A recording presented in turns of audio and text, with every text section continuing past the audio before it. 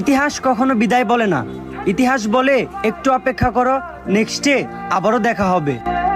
যারা এতদিন বলছিলা বস নেইমার জুনিয়র একেবারে বিদায় নিছে, তাদের উদ্দেশ্যে একটা কথা বলি, boss Neymar junior is back. Next ম্যাচে মাঠে নামতেছে হাজারো কোটি ভক্তের ইমোশন বস নেইমার জুনিয়র। আমার এই ভিডিওতে কমেন্ট করবা তারা বস নেইমার জুনিয়রের মাঠে ফেরার অপেক্ষায় ছিলা যারা।